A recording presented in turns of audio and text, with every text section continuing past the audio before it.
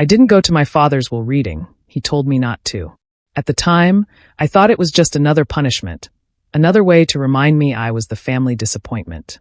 But when the lawyer showed up at my door with a flash drive and a warning, I realized I hadn't just been excluded. I had been chosen.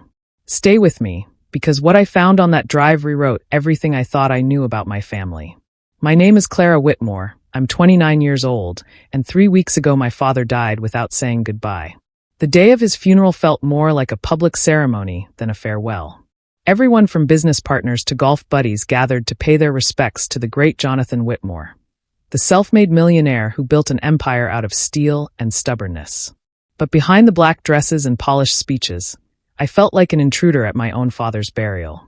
My brothers stood in the front row, stoic and silent. My mother dabbed her eyes delicately, careful not to smudge her makeup. No one looked at me. And why would they? I hadn't been invited. I found out about the funeral from a mutual friend who sent me the obituary clipped from the local paper. By the time I showed up, the service was already halfway through. I stayed at the back, clutching a single white rose like a trespasser holding stolen goods. That's how it had always been with me and my father. He saw my independence as defiance, my choices as betrayals. When I refused to marry the man he'd picked for me, the rift became permanent. He cut me out, quietly and completely, as if I had never been born. So when my mother's lawyer sent a curt message saying, "Your presence at the will reading will not be required," I wasn't surprised. I told myself it didn't matter, that I had long since stopped expecting scraps of his approval. But the truth was, it stung more than I wanted to admit. That morning, I tried to keep busy. I made coffee. I watered the small collection of plants I'd rescued from the clearance aisle at the grocery store. I told myself it was just another day. Yet in the quiet of my apartment, I couldn't stop imagining the scene at the firm's office. My brothers sitting in leather chairs, my mother dabbing her eyes again, the lawyer reading out numbers that would solidify their futures. My name wouldn't be spoken. My father's empire would be neatly divided among the people who had played by his rules. I thought that would be the end of it. Until the knock came. It was just past 4 in the afternoon when I opened the door to find Richard Hale, my father's longtime lawyer, standing in the hallway. His usually immaculate appearance was slightly off, tie crooked, dark circles under his eyes. He held a slim black flash drive between 2 fingers like it was something radioactive. "Clara," he said, his voice low. "We need to talk. Privately." My stomach tightened. "About what?" He glanced over his shoulder, then back at me. "About your father, and why he didn't want you at the will reading." I froze in the doorway, my hand still gripping the knob. For the first time since my father's death, I felt a flicker of something sharp and dangerous. Not grief, not anger, curiosity, and maybe even fear. Richard stepped into my apartment like a man carrying secrets that burned through his hands. He set his briefcase on the table, but it wasn't the polished leather one I remembered from childhood dinners when he'd stop by after late meetings with my father. This one looked scuffed, worn, almost out of place, like he'd grabbed it in a rush. He didn't sit right away. Instead, he scanned my living room as if expecting someone else to be hiding there. Only after he seemed satisfied did he lower himself into the chair across from me. The flash drive remained on the table between us, small and unremarkable, yet somehow heavier than anything I had ever owned. "What is this?" I asked, my voice steadier than I felt. Richard rubbed a hand over his jaw. "A message. Your father recorded it 6 months before he died. He asked me to deliver it to you directly, and only you." My breath caught. "Why not at the will reading?" "Because," Richard said, leaning closer, his eyes dark, "what's on that drive could change everything. And your father knew the others would do anything to keep you from hearing it." The words clanged around in my skull, confusing and terrifying. I had spent years believing I meant nothing to my father, that he had erased me from his life the moment I defied him. Now Richard was telling me my father had left me something. Not money, not property. A secret. My hands hovered over the flash drive. For a second, I thought I might not touch it at all. That I could shove it back into Richard's hand. Tell him I didn't want to be dragged into whatever twisted legacy my father had left behind. But curiosity is a living thing. Once it takes root, it grows claws. "Okay," I said quietly. "Let's see it." Richard hesitated. "Clara, before we do, there's something you need to know. I've served your family for 30 years. I've seen your father at his strongest and at his weakest. But I've never seen him like he was in this video. He wasn't just confessing. He was warning. A chill crept up my spine. Warning me of what? I slid my laptop across the table and plugged in the drive before I could lose my nerve. The screen flickered, and then there he was, my father. Jonathan Whitmore. He looked thinner than I remembered, his once commanding frame diminished, his eyes shadowed by something heavier than illness. He wasn't sitting behind his mahogany desk or dressed in one of his tailored suits. He was in a plain chair, in what looked like a storage room, the walls bare and echoing. When he spoke, his voice was low, strained. If you're watching this, Clara, then I'm gone. And if Richard has done what I asked, you are alone when you see it. That's important. You must be alone. My throat closed. My father had never spoken to me with such intensity, never said my name like it mattered. There are things about this family, about my fortune, that I kept hidden. I told myself it was to protect you. But the truth is, I was afraid. Afraid of what your brothers and even your mother might do if they knew the full story. Clara, they can't be trusted. Richard reached out as if to steady me, but I jerked away, my eyes glued to the screen. My father's face leaned closer to the camera. The documents I've left behind are locked away, but you have the key. It's in the envelope Richard will give you. And once you open it, you'll understand why I told you to stay away from the will reading. Clara, they will come for you if they find out what you know. The video cut to black. The silence that followed was suffocating. My pulse hammered in my ears. Richard slid a plain manila envelope across the table. This, he said, his voice low, is what your father meant. But Clara, you need to decide if you're ready to open it. Because once you do, there's no turning back. My fingers trembled above the seal. Do I open it now? Or wait? The envelope sat between us like it might detonate if I touched it. My hands hovered just above the seal, my father's last words echoing in my head. They will come for you if they find out what you know. I swallowed hard and tore it open. Inside was a single folded document, crisp and official. My father's handwriting covered the top in bold strokes, his signature unmistakable. My chest tightened as I unfolded it. At first, the words blurred. Then, slowly, they came into focus.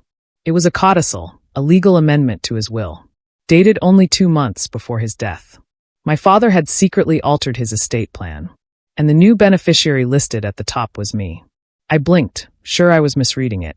But there it was in black and white, Clara Whitmore, sole heir of all liquid assets and holdings not disclosed in the primary will.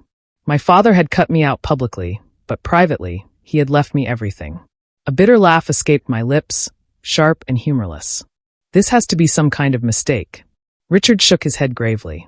It's no mistake. He came to me personally with these instructions. This codicil was never filed with the court. He insisted it remain off record, to be given to you only after his death. I stared down at the paper, my pulse racing. My brothers, Lucas and Daniel, would be sitting in that oak-paneled office right now, believing they had inherited it all.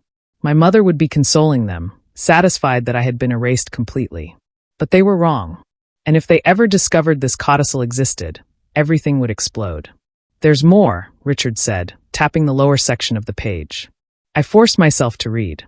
Buried in the fine print was a clause written in my father's meticulous legal phrasing. The codicil shall remain valid only if Clara Whitmore safeguards the accompanying files and fulfills the conditions outlined within. Accompanying files? I asked. Richard reached into his briefcase again. This time he pulled out a smaller envelope, sealed with red wax. My father's initials, JW, were pressed into it. My hands shook as I accepted it. The wax cracked under my thumb as I opened it carefully. Inside was a small brass key and a typed address. I frowned. This is a storage facility. Nodded. Your father rented a private unit in his name. He told me that inside you would find documents, ledgers, and recordings, proof of things that, if revealed, would not only upend your family but certain business partners as well. My stomach nodded. I thought back to my father's strained expression in the video. They can't be trusted. You're telling me he left me evidence? I whispered. Evidence against my own family? Richard leaned forward, his voice a rasp. Clara, your father was afraid.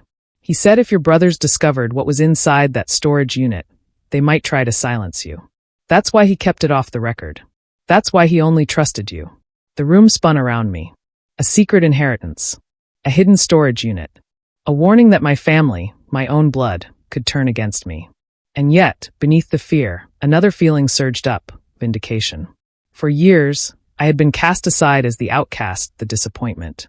But my father's final act had rewritten the script. Only now, I wasn't sure if it was a gift or a curse. I folded the codicil back into the envelope with trembling fingers. What happens if they find out? Richard's gaze darkened. Then you're not just the heir, Clara. You're the target. A sharp knock rattled my door. Both our heads snapped toward it. Richard's hand went instinctively to the briefcase, his jaw tightening. Were you expecting anyone? He asked. I shook my head, heart pounding. Whoever was on the other side knocked again, harder this time. The knock came again, louder this time, vibrating through the door like a warning. I froze, clutching the envelope against my chest as though my heartbeat might give away what I was hiding. Richard gave me a sharp look, silently asking if I wanted him to answer. I shook my head and forced myself to stand. My legs felt wooden as I crept to the door and peered through the peephole. Lucas. My older brother stood in the dim hallway, perfectly tailored as always, his hair slicked back with the same precision that had defined him since college. But something in his smile was wrong, too sharp, too knowing. I cracked the door an inch. Lucas. What are you doing here? Clara, he drawled, tilting his head. Funny how hard you've been to reach. I thought you might be sulking about not being invited to the reading. His eyes glinted as they flicked past me, like he already knew I wasn't alone. Mind if I come in? Every instinct screamed no. But Richard's presence behind me gave me courage. Actually, I'm busy. Lucas chuckled, low and humorless. Busy? With what? You're not exactly in the loop these days, little sister. He pushed lightly against the door, and before I could stop him, he slipped inside. His gaze landed almost instantly on the table, the laptop still open, the flash drive still inserted, the faint glow of the paused video screen. My stomach dropped. What's this? He asked, voice deceptively casual. Richard stepped forward, his calm, lawyerly mask in place. Family business, Lucas. Nothing you need to concern yourself with. But Lucas wasn't looking at Richard. His eyes were locked on me, dark and calculating. Clara, what did he give you? My throat went dry. I don't know what you're talking about. Lucas smirked. Don't play dumb. I know father had secrets. He didn't trust me or Daniel enough to share them. But you? He leaned closer, his voice dropping to a near whisper. He always had a soft spot for you, didn't he? Even when you disappointed him. The words stung, but I forced myself not to flinch. Richard stepped between us, his voice firm. Mr. Whitmore, unless you want me to call security, I suggest you leave. Lucas's smirk didn't falter. He let his gaze linger on me, long and heavy, before finally straightening his jacket. Fine. But Clara, he paused at the door, his tone turning razor sharp. Whatever you think you're hiding won't stay hidden for long. And when I find out, I promise you, I won't be as forgiving as father. The door clicked shut behind him, leaving the air thick with menace. I sank into the nearest chair, my hands trembling. He knows, I whispered. Somehow he knows. Richard rubbed his temple. Then we don't have time to waste. You need to go to that storage unit tonight. The thought of venturing into some dark facility in the dead of night made my skin crawl. But the alternative, waiting here for Lucas to return with more questions, felt far worse. I reached for the brass key on the table, its weight cold in my palm. All right, I said, my voice unsteady but determined. Let's find out what my father really left me. The storage facility loomed on the edge of town, rows of corrugated metal doors lit by sickly yellow floodlights. It was almost midnight when Richard pulled his car into the empty lot. The air smelled of rain-soaked concrete and rust. I clutched the brass key in my hand, my stomach knotted tight. Each row of units looked identical, cold, anonymous, waiting. Somewhere inside was the truth my father had died to protect. We parked near Unit 317. My pulse hammered when I saw it. The lock was broken. The shackle dangled loose, split clean through like it had been cut with heavy bolt cutters. The metal gleamed fresh in the moonlight. No, I whispered. We're too late. Richard cursed under his breath and hurried forward, shoving the door upward. The groan of metal echoed through the empty lot, raising goosebumps on my arms. Inside, the unit was mostly empty. Just a single steel filing cabinet shoved against the back wall, its drawers pried open and papers strewn across the concrete floor. My breath caught as I stepped inside, crunching over crumpled pages. Someone's already been here, Richard muttered, kneeling to sift through the mess. But look, the drawers aren't completely cleared. I crouched beside him, my hands shaking as I picked up a torn folder. Inside were scattered receipts, handwritten notes, and one photo. My father standing with two men I didn't recognize, his expression grim, a contract clutched in his hand. On the back, in his writing, was a single word: insurance. I shoved it into my bag before Richard could see. Something about the photo felt personal, meant for me alone. We searched frantically. Most of the files were gone, but tucked into the bottom drawer Richard found a thin leather-bound ledger. Its pages were filled with neat rows of numbers, account names, and transfers that made no sense to me. But Richard's face went pale as he flipped through them. "These are offshore accounts," he whispered. "Tens of millions. Moved quietly, hidden away. And look at the names tied to them." He jabbed a finger at the list. "Your brothers. Your mother. Even board members of the company." I stared at the ink, the realization hitting me like ice water. My father hadn't just left me money. He had left me evidence. Proof that the empire my family worshipped was built on something rotten. A chill prickled the back of my neck. If someone already came here, they know about this. Richard shut the ledger with a snap. "We need to get this out of here before anyone comes back." But even as he spoke, I felt it, the unmistakable sense of being watched. I turned sharply toward the doorway. The night outside was silent, the lot empty. But I could swear I saw a shadow flit past the floodlight, moving too fast, too deliberate. "Richard," I whispered. "We're not alone." A sudden clang echoed from the far end of the row, like a metal door slamming shut. My heart leapt into my throat. Richard grabbed my arm. "We have to go. Now." We bolted from the unit, the ledger clutched to his chest, the echo of our footsteps pounding against the pavement. But as we reached the car, a dark sedan idled across the lot, its headlights off, engine humming low. The driver's silhouette was barely visible, but the moment I saw the outline of his profile, my blood ran cold. It was Lucas. The dark sedan didn't move. It just sat there, humming low, headlights dead, like a predator crouched in the shadows. My breath came shallow as I recognized Lucas's profile in the driver's seat, his fingers drumming casually on the steering wheel. He was waiting, watching. But then my eyes shifted to the passenger side, and my stomach dropped. Sitting next to him was my mother. Her face was illuminated by the faint glow of the dashboard. Perfectly composed as always, lips painted, hair immaculate, as though she hadn't just conspired with her eldest son to stalk her own daughter. I stumbled backward. "No. She wouldn't." Richard's hand gripped my arm, steadying me. "Clara," he murmured. "Don't be naive. They knew about this unit. They've been one step ahead from the beginning." The sedan door swung open, and Lucas emerged, slow and deliberate, his smirk visible even in the dark. "You should have stayed out of this, Clara," he called. "Father's games were never meant for you." My mother didn't get out. She just sat there, gazing at me with a look I couldn't read. Cold? Regretful? Or something darker? Richard pressed the keys into my palm. "Get in the car. Now." My legs felt like lead, but I obeyed, sliding into the passenger seat as he started the engine. The ledger lay across his lap, its leather cover gleaming faintly. Behind us, Lucas slipped back into his own car. The engine revved.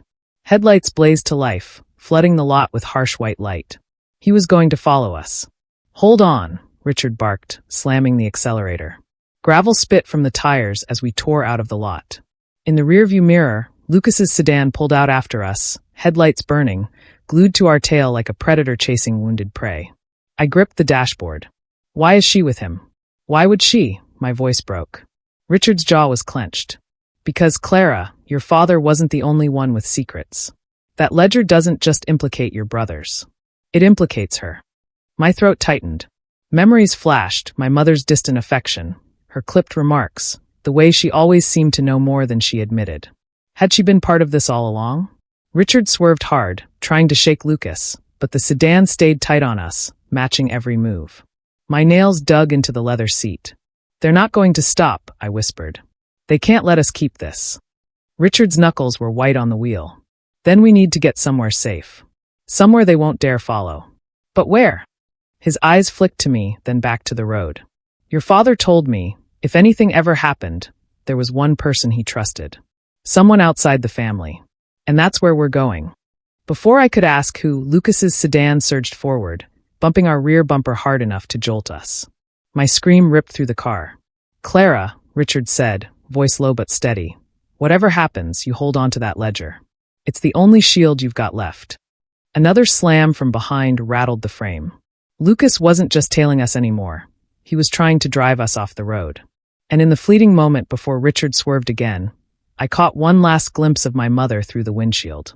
Her face was still calm, almost serene, as if this had been her plan all along. The tires screeched as Richard swerved into a narrow side street, plunging us into darkness. Lucas's headlights roared behind us, but Richard cut suddenly left, darting into an underground parking garage. We killed the engine and plunged into silence, hearts pounding. We waited. Minutes dragged. The hum of Lucas's engine faded into the distance. Finally, Richard exhaled. We bought ourselves time, but not much. He led me up a stairwell and out into a quiet block of old brick townhouses. My legs trembled with each step, my bag heavy with the ledger. "Where are we going?" "To the only person your father trusted," Richard murmured. "Someone who's been waiting for this day." We stopped at a weathered blue door. Richard knocked in a rhythm, two quick, one slow. A chain rattled inside. The door creaked open. An elderly woman stood there, silver hair pinned neatly, sharp eyes peering out. For a second, I thought I didn't know her. But then recognition slammed into me. "Margaret," I whispered. "Dad's old secretary?" She gave me a tight nod.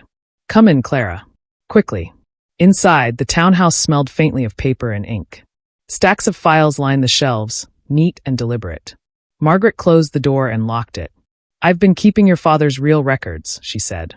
"Not the doctored ones your mother and brothers paraded around. He knew this day would come." I handed her the ledger. Her eyes flicked through the pages and she sighed. "Good. This survived. It proves everything, the embezzlement, the offshore laundering, the betrayals." Her gaze sharpened. "But it's not the only thing." She reached under a floorboard and pulled out a small steel box. Inside was a second flash drive, twin to the first. My chest tightened. "Another message?" She plugged it into her laptop. The screen flickered, and my father's face appeared again, tired but resolute. "Clara," his recorded voice began, "if you are seeing this, then you've already discovered the truth." I could not trust the others. Not Lucas. Not Daniel. Not even your mother. His voice cracked faintly. "She chose power over family long ago. But you were always the one with a conscience. That is why everything must go to you. Not the money. Not the company. The truth. Expose them. Protect yourself. And remember, I never stopped loving you." The screen went black. Tears blurred my vision. My father's love, something I had doubted my whole life, finally spoken aloud. But with it came a crushing weight. The truth was mine now. And so was the danger. Richard touched my shoulder. "You understand what this means. If we release this, your family loses everything. Their wealth. Their freedom. And if we don't?" I whispered. He met my eyes steady. "They'll come for you until it's buried." I thought of Lucas's smirk. Of my mother's calm, calculating face in the passenger seat. They would never stop. I straightened, wiping my tears. "Then we release it. All of it." Margaret's lips curved into the faintest smile. "Just like your father hoped." As the files uploaded to the cloud, a strange calm settled over me. My family's empire was crumbling, but for the first time, I wasn't the forgotten daughter locked outside the door. I was the key. But in the stillness, one thought lingered, chilling me to the bone. If my father had hidden 2 flash drives, how many more secrets were still out there, waiting to be uncovered? If you enjoyed this story, make sure to like, subscribe, and hit the notification bell. Thank you.